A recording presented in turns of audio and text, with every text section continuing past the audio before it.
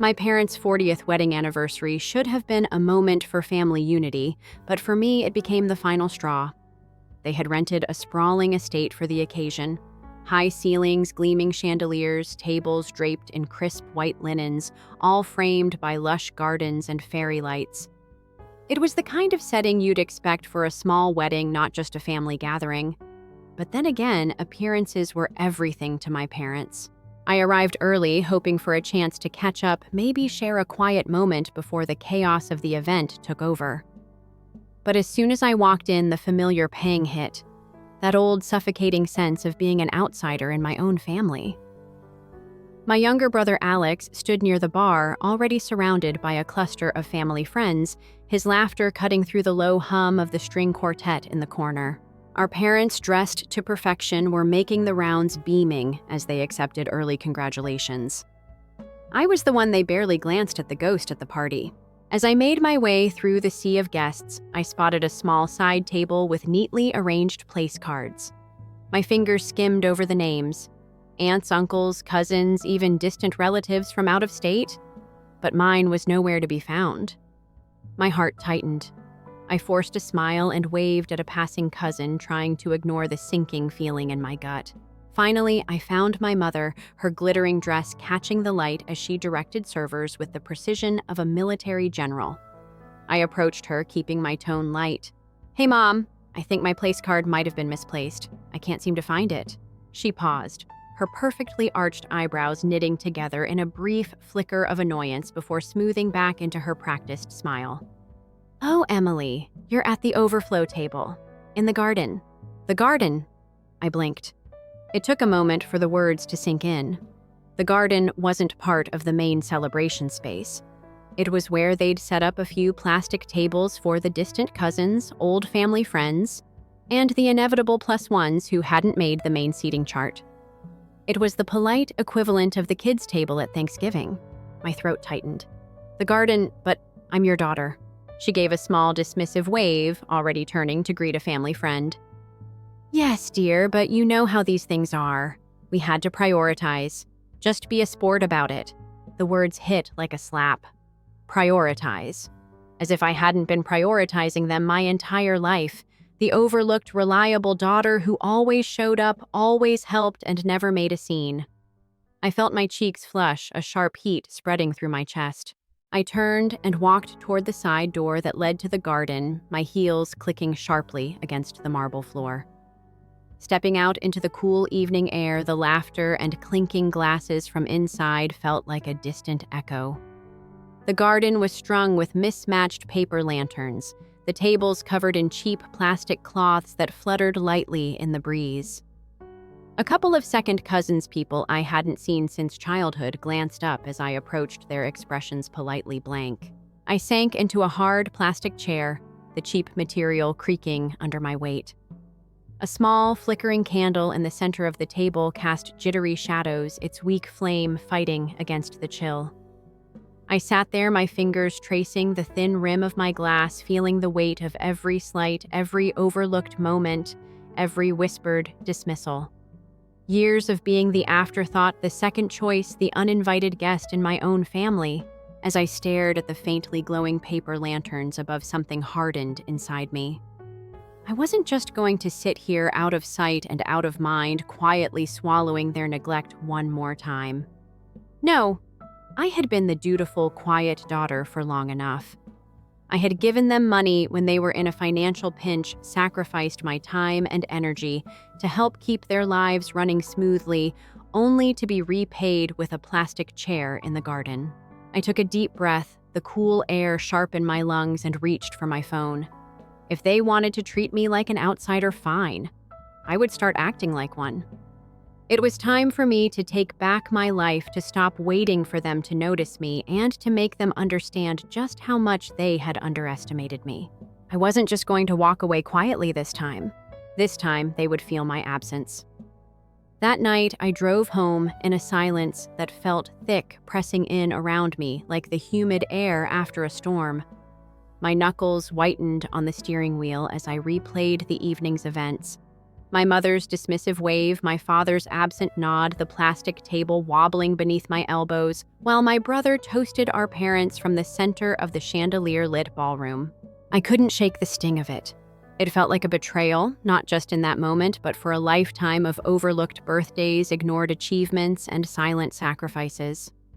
I had always been the responsible one, the steady one, the one who showed up, handled emergencies, and fixed the messes they never even noticed.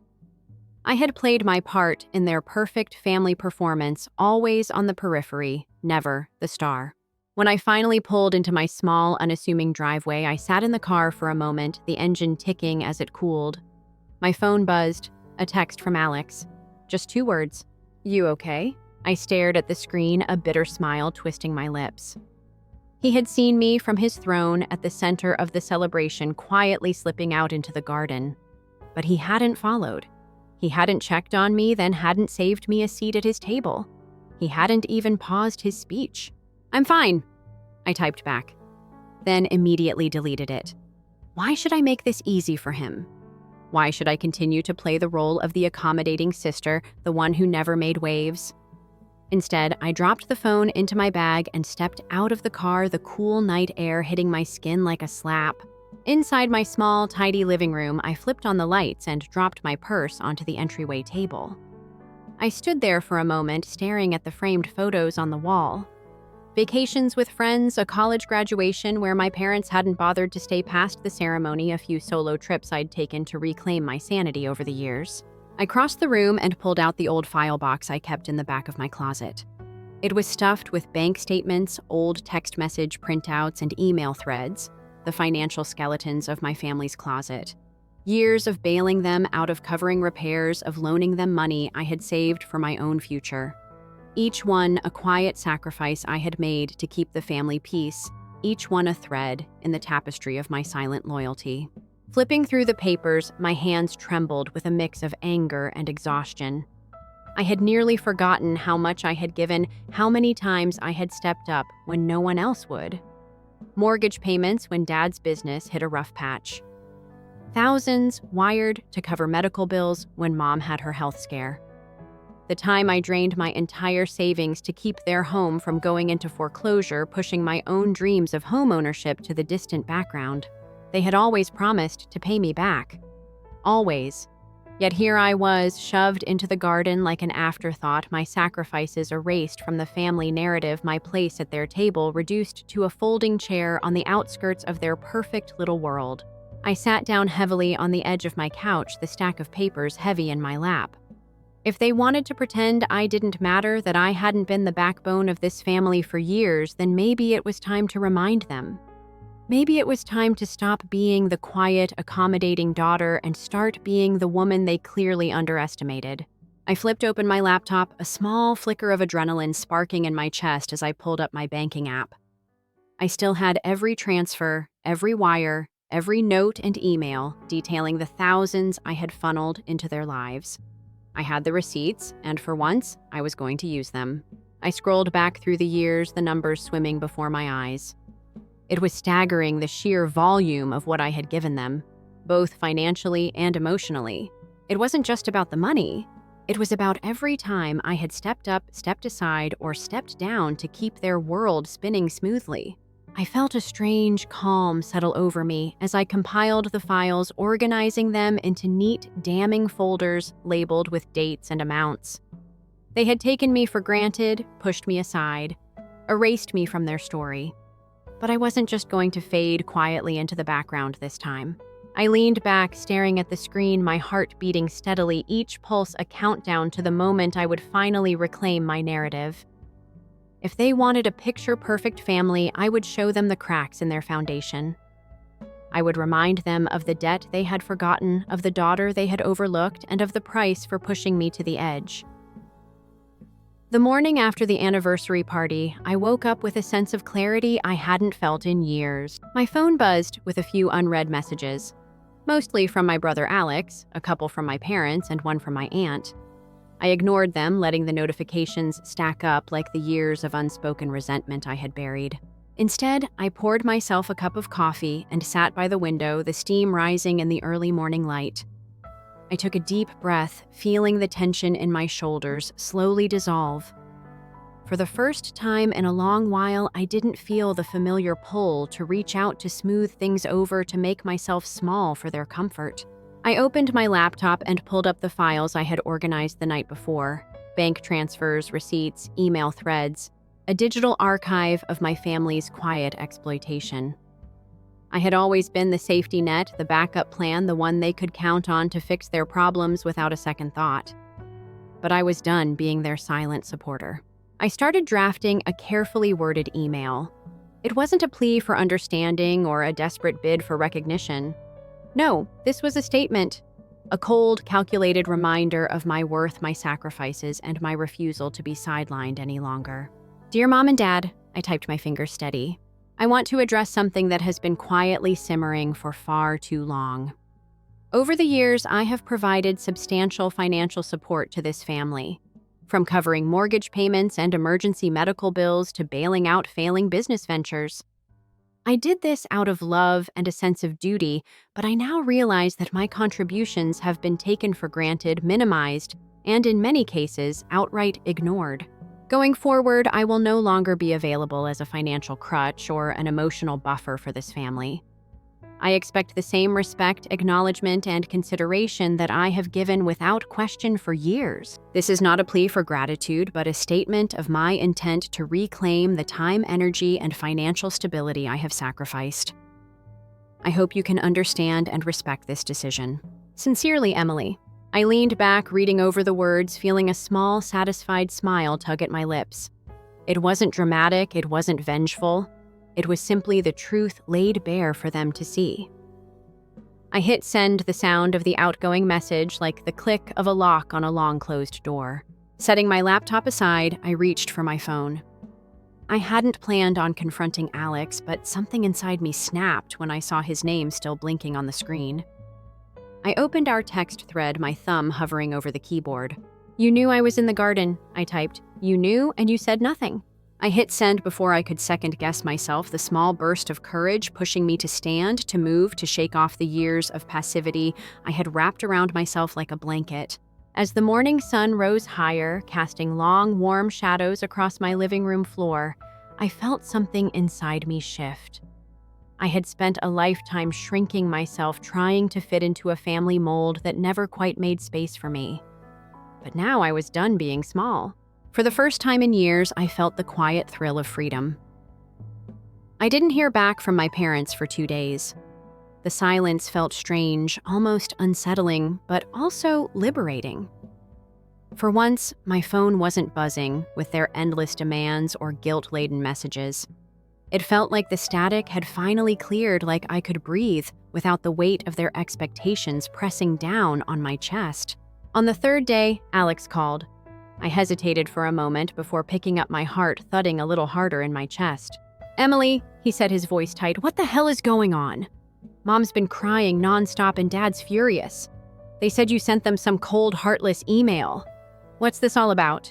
I leaned back against my kitchen counter, staring out the window at the slow sway of the trees in my yard. What's this about? I repeated, my voice calm. It's about years of being used, Alex. It's about sitting in the garden at a party for parents I've sacrificed everything for without so much as a proper seat at their table. It's about being treated like an outsider in my own family. He paused, the line crackling with his sharp intake of breath. Come on, Em. You know it wasn't like that. They didn't mean it like that. Then how did they mean it? I shot back, surprising even myself with the edge in my voice. How did they mean to put me in the garage while you and everyone else sat in the spotlight? How did they mean to erase everything I've done for them, for you, for this family? He stammered, clearly taken aback. Alex had always been the golden boy, the one they held up as an example, the one who could do no wrong. Confrontation wasn't part of our family's script, especially not from me. Look, he finally managed, his tone defensive. You're blowing this out of proportion. It's just a seating arrangement.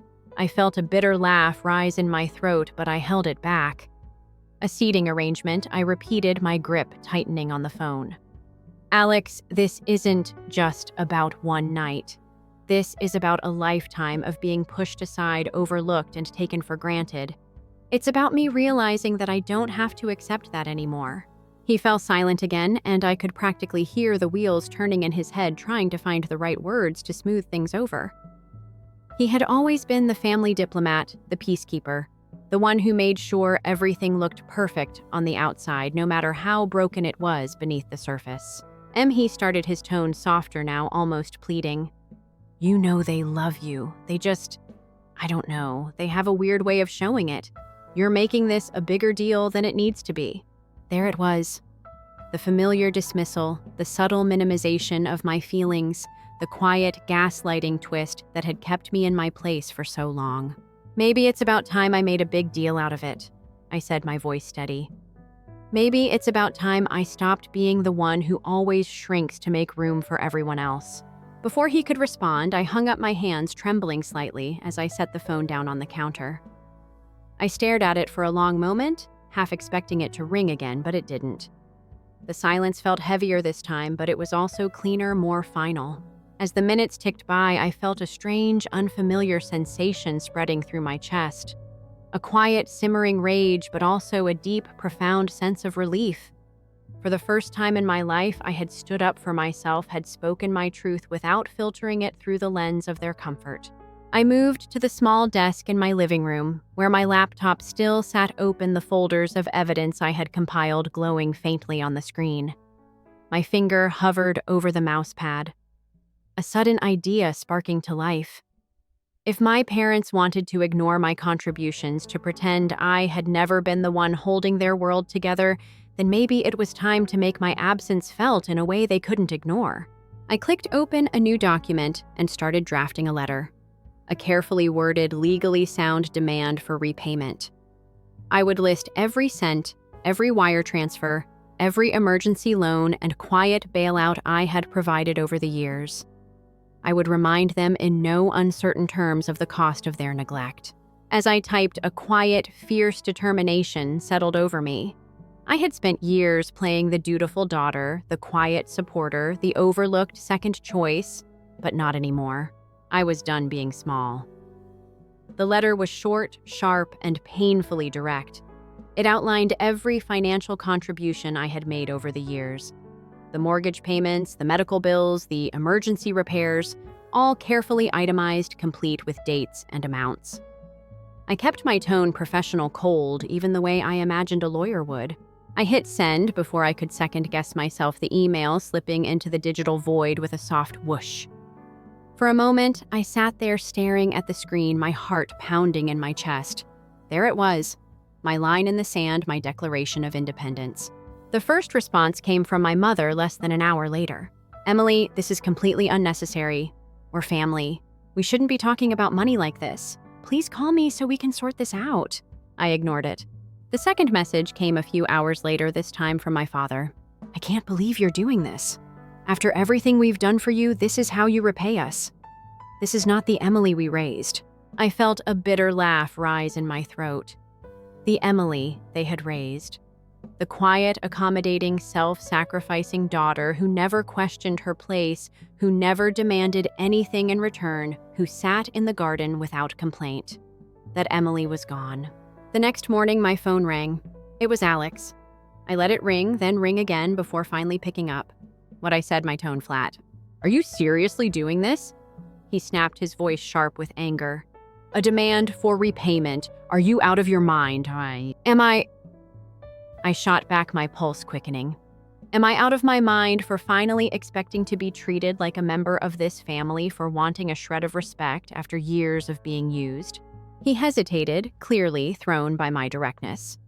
"You're blowing this out of proportion. You know they don't have that kind of money just lying around." I closed my eyes, the familiar wave of exhaustion washing over me. "I don't care. I don't care anymore, Alex. If they can't pay me back, they can at least acknowledge what I've done for them. I'm not asking for anything I don't deserve." He fell silent, his heavy breathing the only sound on the line. I could picture him, his jaw clenched, his fingers gripping the steering wheel of his overpriced SUV, a car I had in part helped him afford by covering for him when his business hit a rough patch last year. "Emily," he said finally, his tone a little softer, "you're going to tear this family apart." I opened my eyes, staring at the pale gray light filtering through my living room curtains. "Maybe it needs to be torn apart," I said quietly. "Maybe it's time for a little honesty, for a little accountability." Before he could respond, I hung up the finality of the gesture settling over me like a heavy, suffocating blanket.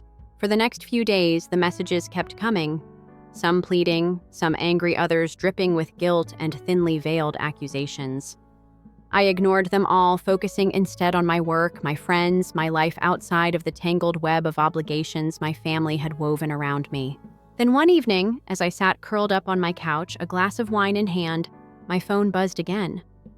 This time, it was a message from my aunt, the one who had always been a little kinder, a little more understanding, the one who had slipped me a $50 bill at my high school graduation with a whispered, "Just in case you ever need to run." "Hey, Em," her message read. "I heard about the fallout with your parents. I just wanted to say, I get it. I've been there. If you ever want to talk or just get out of town for a bit, you know where to find me." I felt a lump form in my throat, a strange, bittersweet ache that settled deep in my chest. I hadn't expected support, hadn't even considered the possibility that someone in my family might actually understand what I was going through. I typed out a quick response, my fingers trembling slightly. "Thanks, Aunt Marie. I might just take you up on that." As I hit send, I felt a small, tentative flicker of hope. Maybe this wasn't the end of my family, just the end of the version I had known. The one where I was always in the background, always overlooked, always taken for granted. Maybe, just maybe, this was the beginning of something new, something healthier, something real.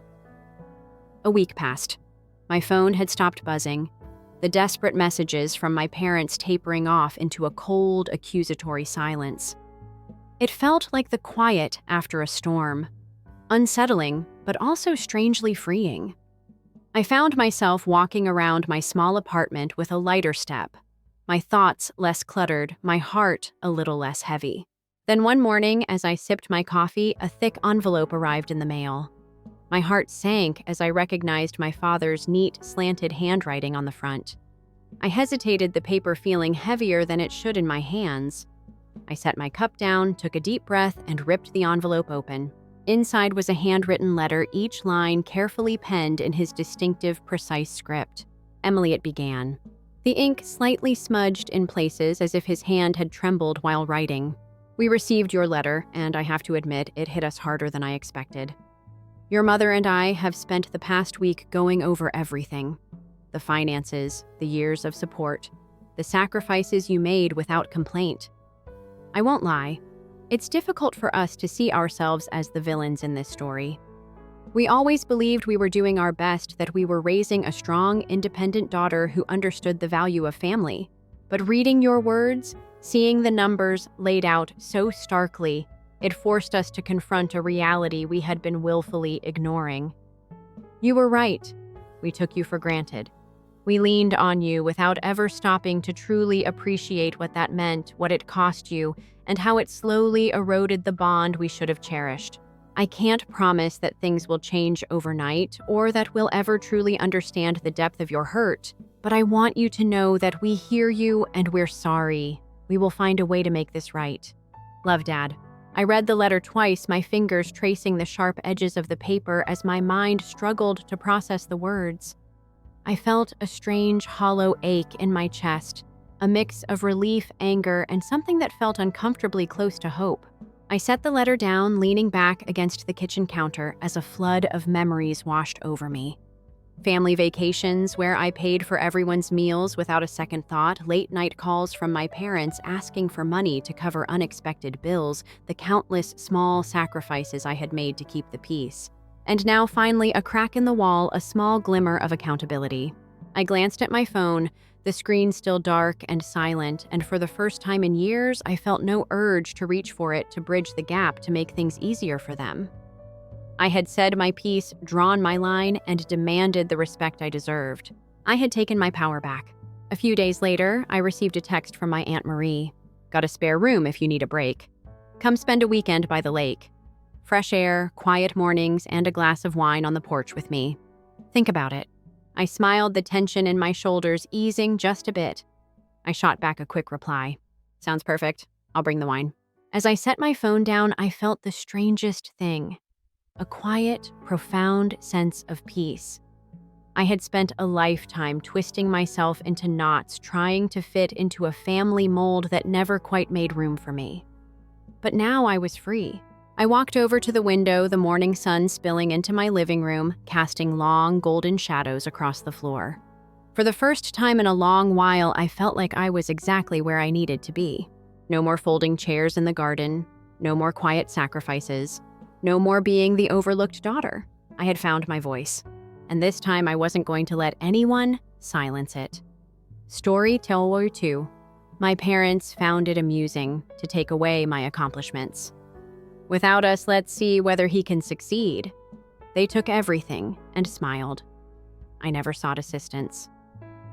15 years later, I received 107 frantic texts saying they needed me. I appreciate you being with me today. I hope today is going really well for you, no matter where you are. If you could let me know in the comments the city or nation you're viewing from and what time it is there, that would be greatly appreciated. Let's start our story together now. There are times in life when your soul is burned by the experience. Your past is split into distinct before and after moments because they are so abrupt and crisp. It wasn't a vehicle accident or a natural calamity, in my opinion. My parents' laughing could be heard reverberating along a corridor. I have carried words that were intended to bury me with me all my life. Currently, in my mid-40s, I sit in my own office and gaze out at a skyline that I helped create. It's one of those calm evenings when the city below hums like a happy beast. There is a slight hint of rain and possibilities in the air.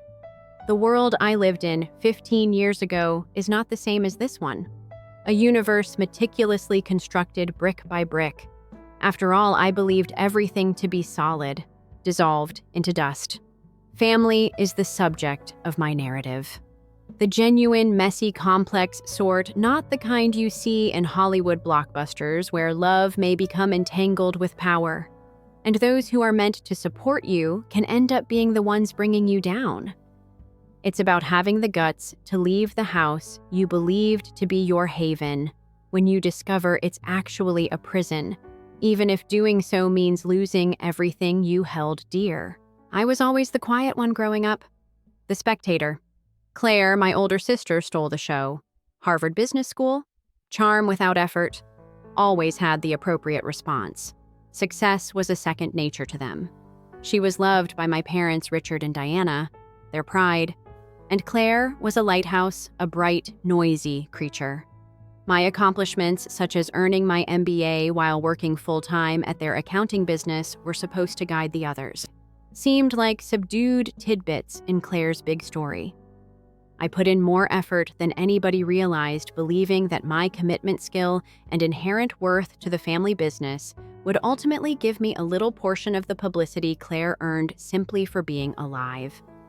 My whole 20s were tainted by an unsaid, desperate need for approval. I committed myself to the company. The standard was long hours. I handled each customer as if they were precious, driven by lukewarm coffee and the frantic hope that my efforts would finally be noticed. Each balance sheet is a problem that must be solved precisely. I was more than a worker. As a son, I put all of my energy into carrying on the family tradition. Or so I believed. It was supposed to be different the winter I turned 30. A tech startup on the verge of going public was a significant potential client that I had been following for months. Viridian Dynamics is a business. It was a complicated transaction that required late nights spent reading industry reports and figuring out their particular financial requirements. I gave it everything I had. The chase's excitement was irresistible. What really motivated me, though, was the idea that getting this client a significant acquisition that I completely sourced and closed myself would be indisputable evidence of my value. That would be a triumph. I told myself that this would be my moment because it was too big and important for them to ignore. The main conference room served as the venue for the quarterly firm meeting. It had the scent of stale ambition and polished wood. I was anxious but excited as I sat there. "I have a presentation deck in my arm." Richard was grinning as he stood at the head of the table. He mentioned the firm's expansion brushed aside, the hard work of my team gave generic praise, and then moved on to new business. He cleared his throat as his gaze swept across the room, stopping momentarily on me before focusing on Claire, who sat there with a calm and collected expression. "I'm excited to make the announcement. We've landed Viridian Dynamics, a truly significant acquisition that will transform our portfolio," Richard exclaimed, his smile splitting. "Claire, my daughter, will be in charge of this account." My breath caught. My chest tightened. It wasn't just that he gave it to Claire. It was the casual dismissal of my role. He mentioned almost as an afterthought that significant legwork had been done, but attributed the win broadly to the firm's collaborative effort. Collaborative I was, the collaborative effort confusion warred with disbelief. I managed a stiff smile, clapping along with everyone else. Claire, accepting congratulations graciously after the meeting, broke up the room, buzzing with congratulations for Claire.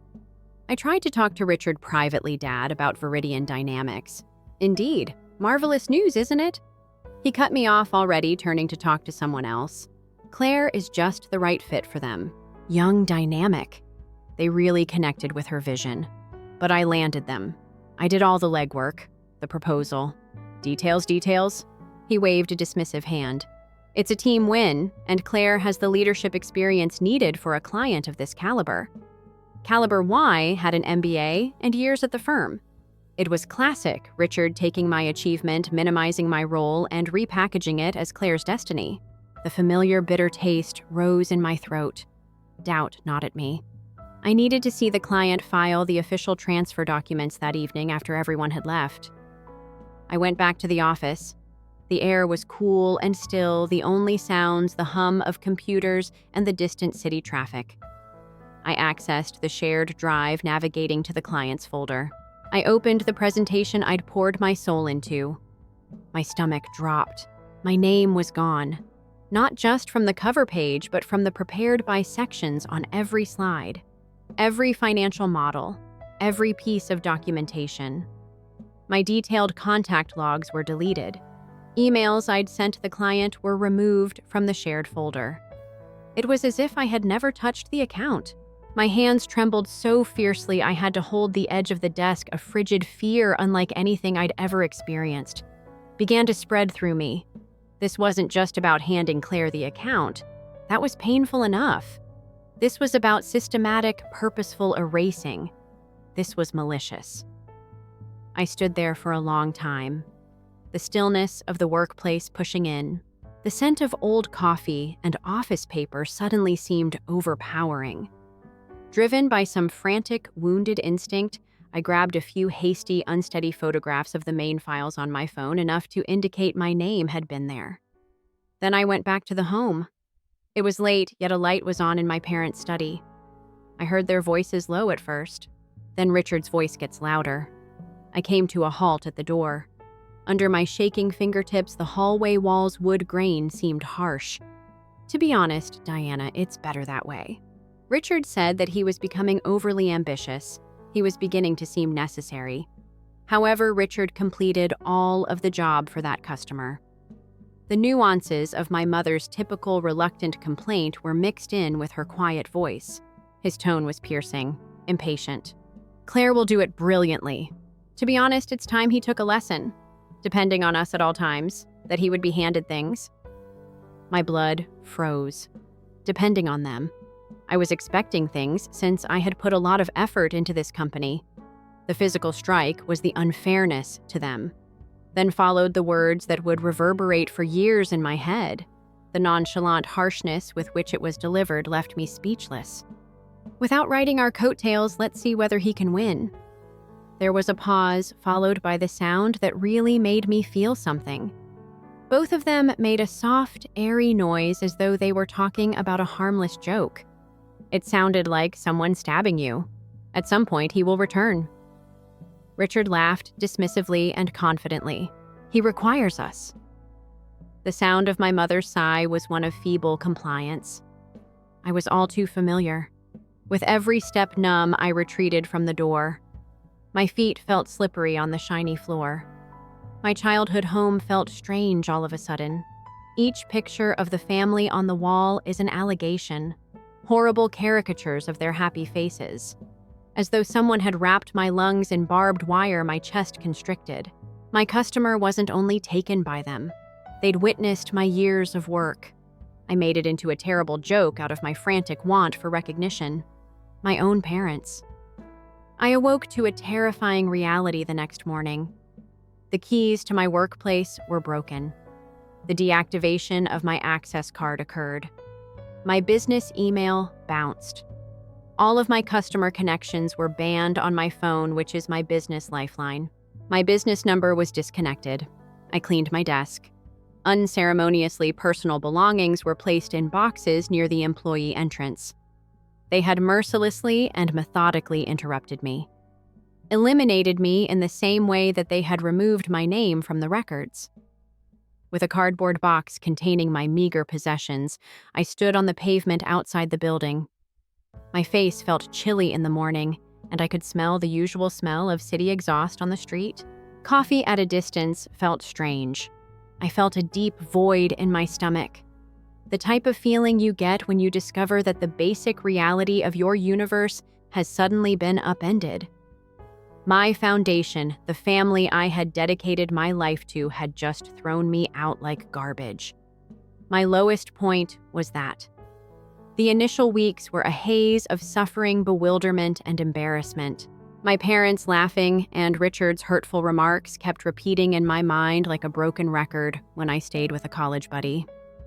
They were deafeningly silent. No texts, no phone calls, and no effort to apologize or provide an explanation. Nothing at all. My own blood, pure clinical severance was the ultimate kind of ghosting. The murmurs followed. Friends who were still employed by the company or who had a social connection to the family began making hesitant phone calls. "Hey, I've heard you quit the company." The sound of their voices faded. Uncomfortable. The family story was evidently already public knowledge, spun with care. I was challenging and unappreciative, believed that I was too skilled for the family company, perhaps even suggested that I was unstable or had stolen from them. Anything to explain my abrupt absence. I was the unpredictable, untrustworthy one, and their social mask was securely in place. Seeing familiar faces, I believed them to be buddies.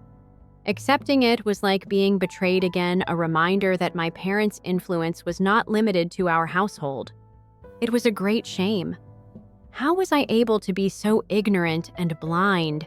How could I have remained in a position where I was obviously devalued and where my love was contingent on fitting into their predetermined box because I needed their acceptance so badly, that desire's fragility? It was excruciating to be exposed and mocked now. I gazed at the blocked numbers on my phone and the grainy pictures of the deleted papers I had shot that evening. A hard, cold stone formed from the knot in my gut, thick and oppressive.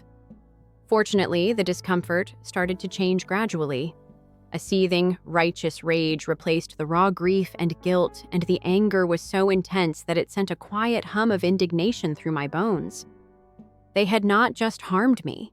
They had made a concerted effort to ruin me on both a personal and professional level. They wanted me to fail. They wanted me to be powerless, to return meekly sitting by myself in my friend's borrowed flat, pleading for crumbs of fame or a low-paying job. The icy determination started to take hold as the city lights flickered through the window. I had no intention of crawling back. I refused to let them prevail, not due to the customer. Not only for the money, but also for my own dignity, sanity, and the freedom to live and thrive as I see fit. It was more than simply business. My soul was on the line, a struggle to protect my reality from their deception and gaslighting. I started by doing some research, for legal reasons as well as for a new employment. It seemed intimidating, so I looked for attorneys who focused on business conflicts, wrongful termination, and even intellectual property theft. Horrible. In order to escalate this, the final tenuous link has to be severed. The glimmer of a future reunion. However, that thread was poisonous. It was the bond based on their casual harshness and my unwavering sacrifice. They had to cut it. Miss Elena Ramirez was located by me. She had a serious internet persona. Her evaluations emphasized her keen intellect, perseverance, and straightforward handling of intricate commercial disputes. I told her the whole embarrassing tale in her neat little office, which smelled somewhat of old paper and lemons, an anchor of cool professionalism. I showed her the doctor's unsteady pictures, the documentation that described the overheard discussion, my years of labor, and the abrupt, cruel cutoff. I talked about the years of feeling inferior, the gaslighting, and the favoritism. She patiently listened. She took notes, sometimes her demeanor bland. She leaned forward as I finished, raw and exhausted. Her eyes remained fixed. "What did they do?" she asked. In addition to being morally repugnant, her steady, quiet voice that cuts through the emotional haze is probably prohibited. In connection with that client account validation, we have grounds for a number of claims, including wrongful termination and intellectual property concerns. I was reassured by a professional and dispassionate outsider that I wasn't insane, that their acts were wrong, and that their effects went beyond my own suffering.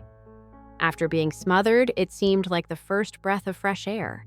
She saw more than just the drama. She recognized the unfairness. She observed the case. I was told to gather everything by Miss Ramirez. Every email draft, performance evaluation, and informal text message from a co-worker complimenting my work on the Veridian account. Anything that proved my involvement in anything that demonstrated their authority or my abrupt termination. This became into my purpose. I combed through old email archives, external hard drives, and personal cloud backups for days. I got in touch with past co-workers who had left the company years prior to find out whether they had any old shared papers or if they recalled my involvement. If they had heard that I was leaving, it was a laborious procedure, driven by a silent, raging willpower. One tiny bit at a time, the knot of humiliation started to unravel. In my guts, a steel rod of purpose took its place.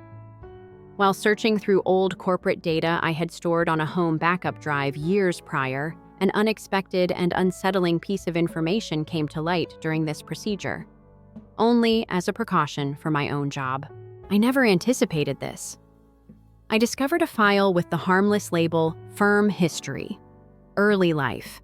It included financial records from the firm's inception, old partnership agreements, and letters between my father and his first business partner, George Thompson, who abruptly departed the company in the early 1990s. Every time his name was mentioned, the official explanation was creative differences. Richard would usually blow it off, but buried deep in the letters was a string of increasingly agitated letters from George, written shortly before he left.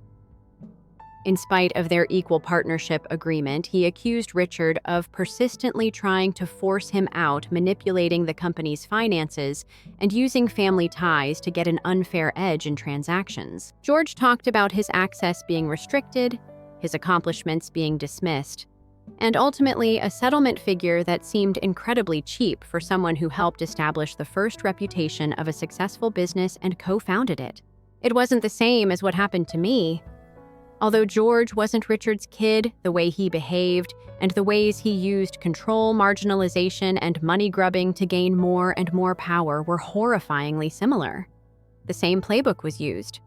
It struck me with a cold clarity as well as a blow to the belly. This wasn't an isolated incident or a sudden ruthless whim that was only meant for me. This was their method. They were genetically predisposed to this. This pattern stemmed from a drive for total control, fear, and greed. They hadn't just deceived me. They were reciting a script, a covert history of control and manipulation that probably went back decades and was employed to safeguard their riches and influence within the company. My wrath was changed by the revelation. It was no longer merely personal. It was about responsibility, exposing a systemic rot and breaking a vicious cycle of poisonous conduct with unsightly deep roots. This insight strengthened my commitment and guided my approach. Regaining the customer was only one aspect of this.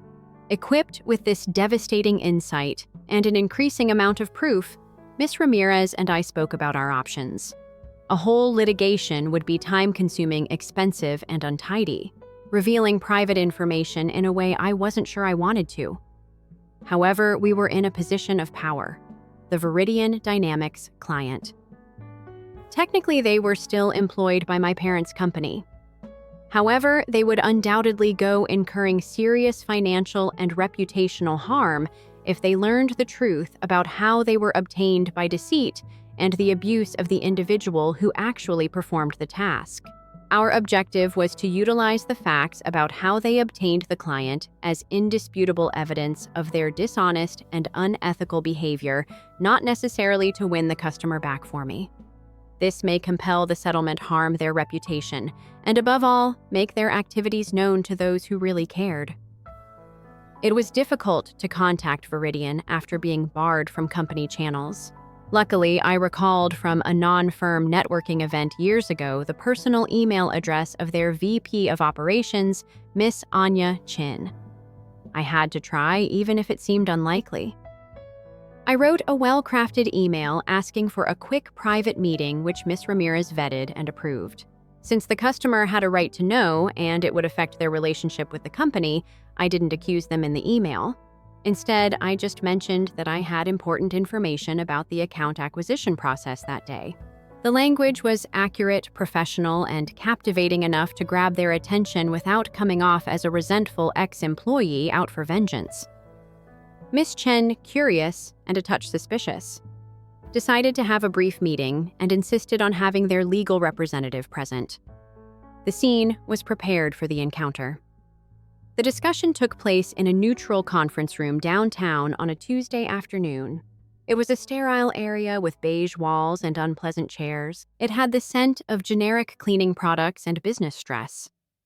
Miss Ramirez brought a little briefcase filled with our proof, and I followed her. A serene, powerful presence by my side. Diana and Richard had already arrived. Claire was also there, looking smart in a business suit, exuding a sense of cool expertise and professional contempt, flanked by their lawyer, Mr. Sterling, a slick older guy with weary eyes and an air of weary assurance. The parents wore masks of their most respected and worried company owners.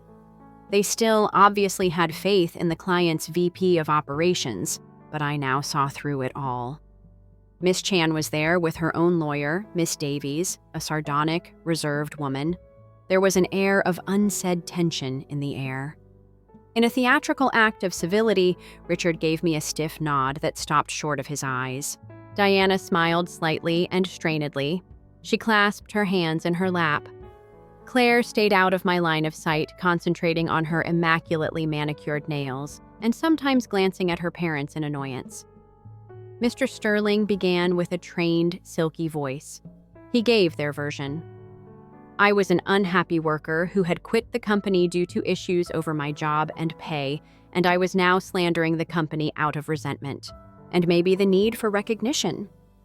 He minimized my role in the Viridian account, claiming that the firm's standing and the senior staff's cooperation were what gradually developed the client relationship. No individual is working alone. Then came Miss Ramirez.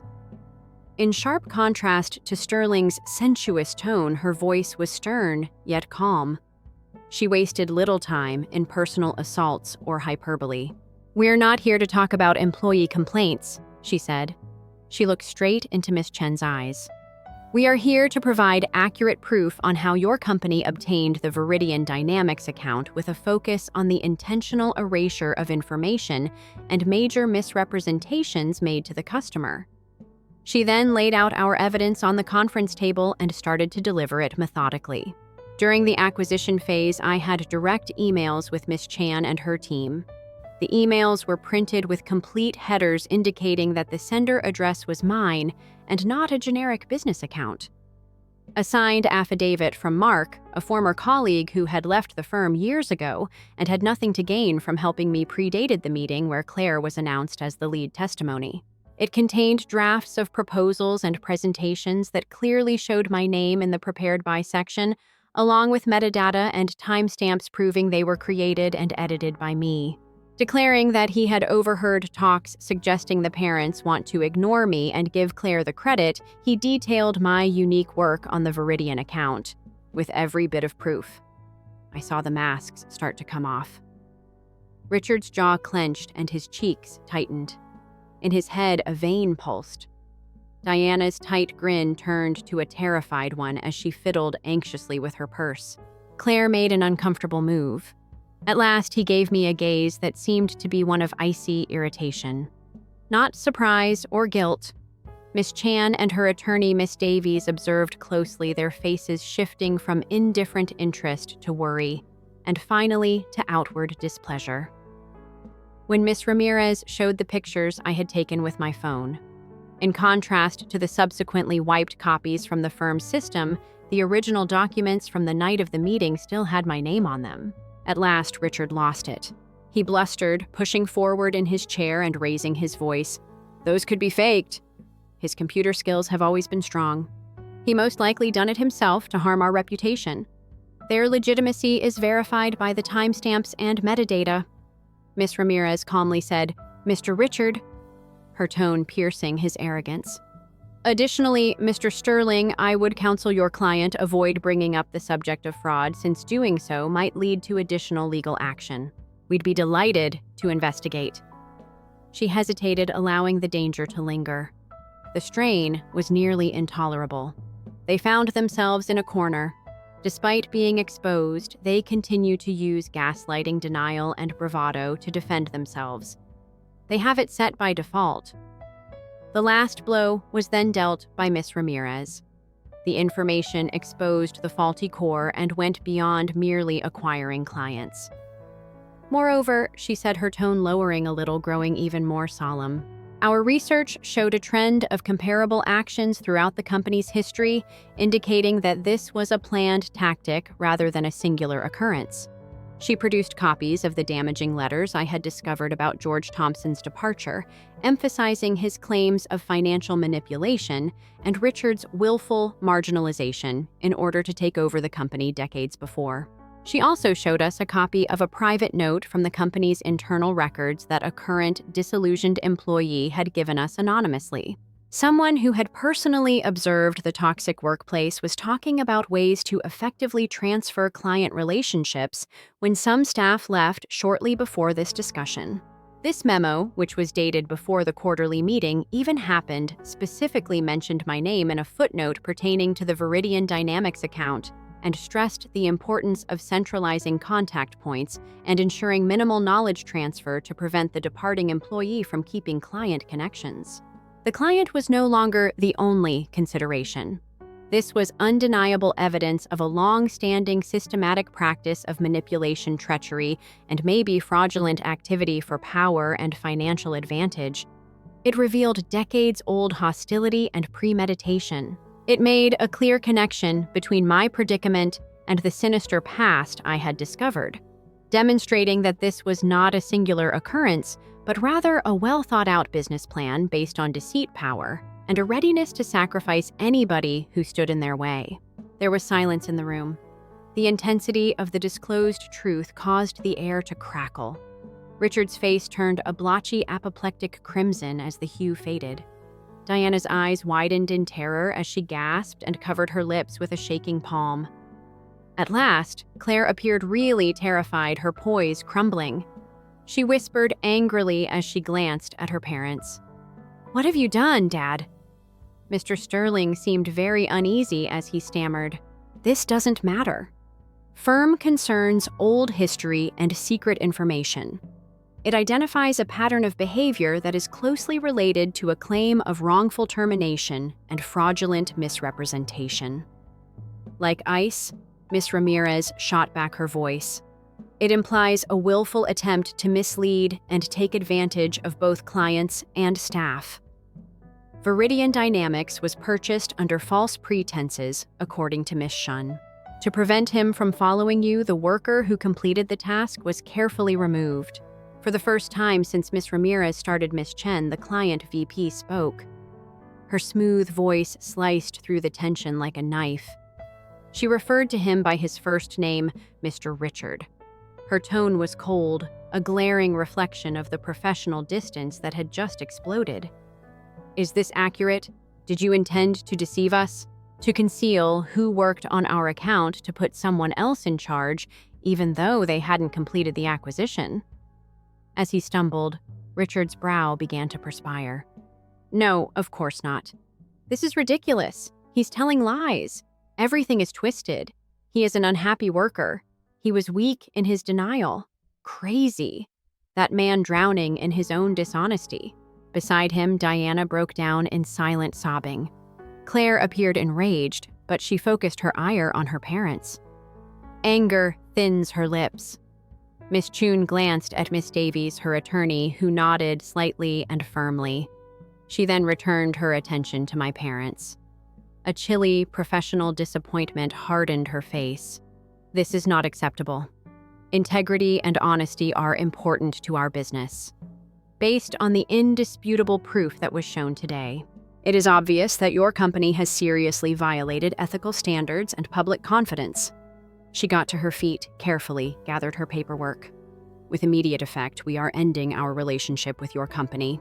Regarding the changeover and maybe other issues, our legal team will get in contact. That being said, she and Ms. After gathering their belongings, Davies departed the room, leaving just Richard's labored, raspy breathing and Diana's muted sobs.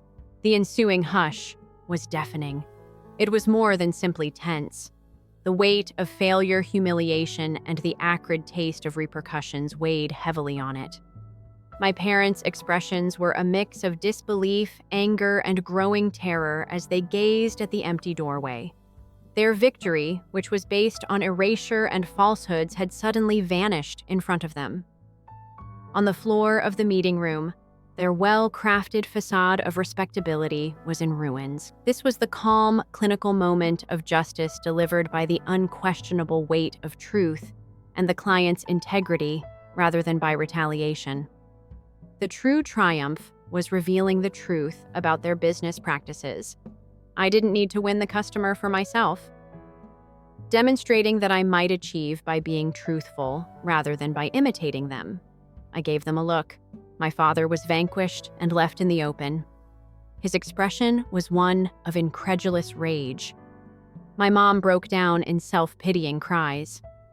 My sister, whose ambition was dashed by their demise, was looking at them both. There was no victory in my heart, only a deep, painful longing for the family that never existed, the real connection I had always craved, and a silent feeling that I had at last firmly defended myself. Gathering my papers, my hands solid this time, I reclaimed my own world. With her task done, Miss Ramirez whispered to their sputtering lawyer, "We're done here." We left them in the broken remnants of their meticulously crafted falsehoods and went away. It felt like I was leaving a jail I was unaware I was still in as I left that room. The immediate results were not positive, parades or festive meals. The job was steady and quiet. As promised, Miss Ramirez pursued a payment for my unjust firing and the egregious theft of my Viridian Dynamics work product. In order to prevent a protracted public court struggle that would reveal even more of their past and financial machinations, my parents, who were devastated by the loss of their main customer and the resulting harm to their image in the small local business community, reached a settlement very fast. The compensation was reasonable and gave me the financial support I needed to start over. However, the money wasn't the true worth. It was the admission that they were at fault and that my experience was real rather than fictitious, despite their reluctance and legal coercion. They suffered serious and long-lasting repercussions. Viridian Dynamics' demise was only the beginning. Their carefully constructed social mask and reputation for honesty were irrevocably broken. Their business, which had mainly depended on my quiet competence behind the scenes and their public facade of respectability, started to slowly and steadily deteriorate as word of the meeting spread quietly throughout the industry. Other clients, hearing rumors and witnessing the fallout, started to question their practices and left. Employees who were disillusioned by the exposed toxicity or who understood the truth departed for more morally upright positions. As more individuals became aware of the brutality and greed hiding under the surface, their financial difficulties grew and their social status declined. They had to deal with the tacit rejection of a society that cherished integrity, or at least the appearance of it. By association, Claire's reputation was also damaged. Suddenly, being the golden kid wasn't so glittering. The road ahead was obvious, yet difficult for me. I launched my own modest accounting firm using the settlement money Miss Ramirez's advice and a good amount of perseverance. It was intimidating. The long hours had returned. However, they were for me this time, for the future. I was constructing on a foundation of integrity, aptitude, and diligence. There were difficult days, slow months, and periods of uncertainty when the old voices of inadequacy attempted to reappear. However, every little victory, every new customer, every well-balanced, inexpensive, felt earned. Genuine and I wasn't alone myself. One of my first clients was a man named David, who was an unexpected ally from the firm that leaked the document. I received business from Mark, my old colleague who supplied the document. After offering me a place to stay, my friend turned became my first employee, contributing expertise and loyalty. I created a new network based on respect for one another, common ideals, and sincere connections rather than kinship or duty. These individuals were my genuine family because they recognized and valued me for who I really was and openly applauded my accomplishments. The greatest healing came from finding them. The actual healing process was sluggish and irregular. There were times when I felt angry, sad for the family I had lost and affected by the years of manipulation and gaslighting. I spent some time speaking with a therapist, coping with the agony of discovering who was meant to love me. Such deliberate brutality had been possible with unconditional. It was no longer about them. I wanted to cure myself. I gained knowledge about limits and the distinction between forgiving someone and permitting destructive conduct to persist. I discovered that it's acceptable to lament the connection you wish you had, even if you're vehemently shielding yourself from the truth of the one you did have. I regained confidence in my own judgment. My business increased substantially over the following 15 years.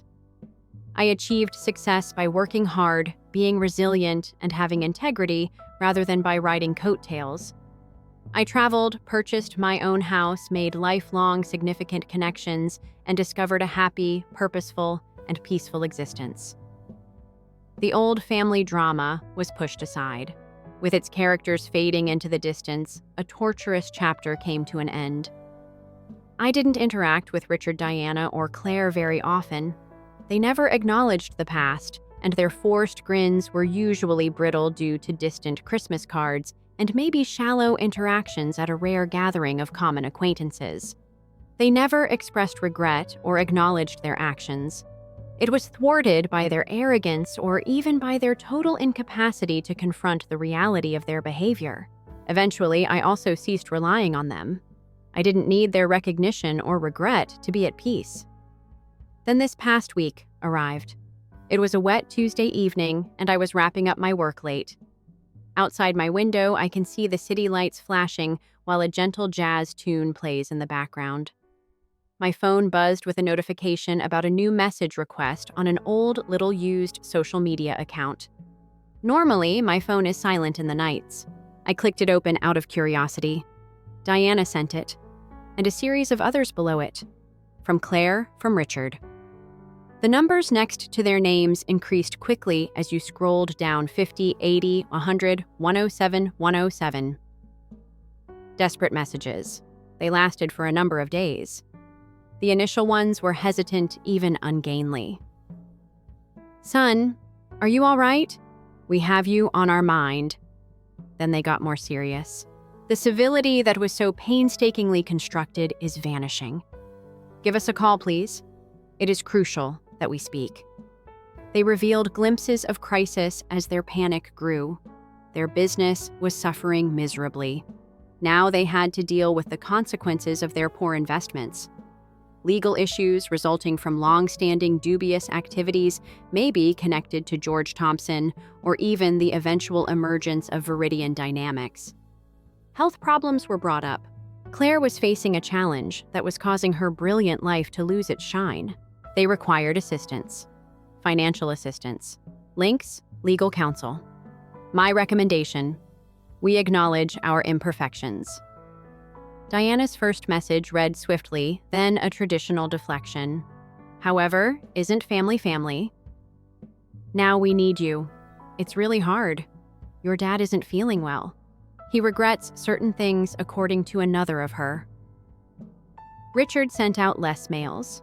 More straightforward, even demanding, as though he was still in charge and had been for years. Take the phone. This is significant. Your family depends on you. It's urgent. The most unexpected were Claire's messages.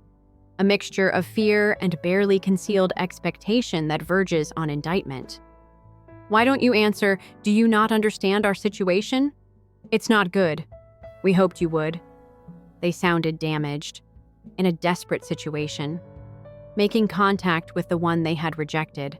They were coming back not with sincere regrets or apologies, but with demands and expectations based on a sense of entitlement they still harbored. These were the same individuals who had laughed at the prospect of my succeeding on my own, and who had methodically attempted to remove me from both their past and my own life, notwithstanding the passage of time. The person they had thrown away, the one they believed would fail, was exactly what they needed. I read the messages, the years of suffering the battle and the rebuilding, while I sat in the silence of my office and gazed at the shining screen. In front of my eyes, everything flashed. A silent film about my history. No victory was achieved.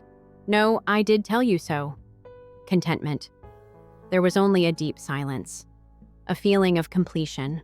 I viewed them as damaged, dealing with the fallout from their own acts, and ultimately reaping what they had sowed, rather than as the all-powerful individuals who had formerly controlled my destiny. Their lie had come crashing down. My initial thought. There was a glimmer of that old duty conditioned by years of longing for their affection and acceptance, a twinge of sympathy. However, it was swiftly put out by the strong recollection of that laughing reverberating across the corridor, the nasty remarks regarding riding coattails. The office was unoccupied. My name was purposefully erased. The scar. Was there a reminder that I had survived the fire, the poisonous gases from which I had fled? I reflected about Miss Ramirez, who instilled in me the need of setting limits. I considered Mark and David, as well as everyone else in my life who had made the decision to stand with me. They were my true family now, based on love and respect for one another. I gave the work some thought. I had at last discovered a work that was based on detachment from poison and sincerity. They required assistance. My assistance. Without them, the assistance of the individual they had attempted to guarantee would not succeed. It was frigid and loaded with irony. I left 107 messages, none of which I answered. Rather, I went into my contacts, located Miss Ramirez's number, and texted her. Do you recall that instance from years ago, the one involving Viridian Dynamics and the company? They have returned 107 messages. They require assistance. She responded very immediately. Sensible and strict limits. David, keep your limits in mind. I took another look at the texts. I could send a polite rejection. I could calmly and logically explain why I wouldn't assist them and why their behavior had long-term effects. Even that, though, seemed to give them vitality, recognizing a claim they had lost about me, opening a door that I had struggled to shut. They were interested in my ability to thrive without them. I had done a fantastic job. I had created a life, a self, and a whole universe in the process. In a world that their toxicity could not infiltrate, they had no place. Their world, which was based on deceit, manipulation, and a disdain for the value of others, was falling apart, and they needed me immediately. Truth was the foundation of my universe. Resilience and hard effort were robust and consistent. I used the messaging app to covertly choose their contact threads. I erased them one by one. I then blocked them, each and every one. There was silence on the screen. The numbers vanished. I lost sight of the waterfall of despair. A calmness swept over me. I had never felt something so powerful and deep. It was neither retaliation nor coldness. It wasn't the joy of witnessing their misery. It was utter freedom. It was the silent, potent strength of deciding for myself what my own family meant, my own limits, and my own well-being. The authority they had exercised and the control they had yearned for were now useless. They believed that my future would be destroyed if I erased my past. They were mistaken. I created an untouchable future for them. They never had control on the ground, with others who recognized my value. And in that truth silence, I created a life away from their shadow, surrounded by the dazzling lights of the metropolis. At last, I discovered my home. What is family really all about? And when does one have the courage to leave, to discover who you are?